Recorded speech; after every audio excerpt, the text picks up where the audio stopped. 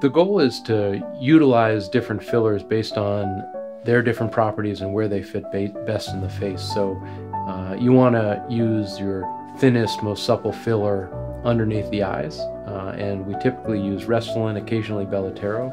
Restylane is an excellent filler to place right on top of the bone under the eye, where the groove is the deepest. Part of the reason why I like Restylane is that it doesn't draw water after injection. Therefore, you don't get the swollen look under the eyes, which you can get with use of some of the other fillers. The next injection, we're going to use a cannula. A cannula is really unique because if you look at it, it's flexible. You see that? And it's not sharp. So the fact that it's not sharp is really good because it doesn't pierce any arteries or veins, so it really decreases the amount of bruising.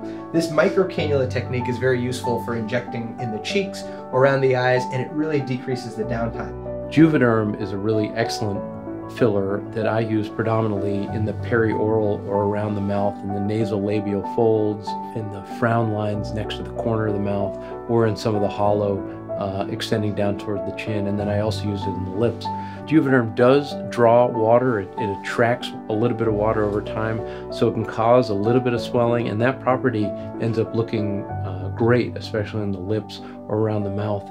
It tends to add an extra bit of natural fullness in this area, which can really accentuate a good filler result. The nice thing about these fillers is that they're moldable, and once you've injected them, you can then massage them into place, making sure that there's no lumps and bumps. And you can see that once you kind of take my markings off, there's very little, if any, bruising, just a little bit of swelling, which is expected after any type of filler. Voluma, or Juvederm Voluma, is also a hyaluronic acid filler that has a much longer half-life than many of the other fillers, and it was approved to treat the mid-face region, to lift and suspend this region, which is really a starting point for a lot of filler treatments, because if you use this as a structural foundation, it really helps when treating areas like under the eyes or in the folds. And if you get a nice subtle lift here, you can get an improvement of the shadow here, and ultimately you need less filler when you treat this area. So what we're going to use today is Juvederm Voluma.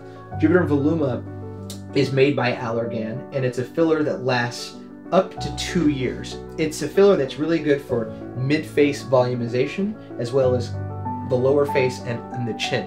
It's spongy like tofu, and the goal here is just to put a soft amount of filler just to get her chin to be a little bit stronger, more angulated, so you create balance between the lower half of the face and the rest of her face.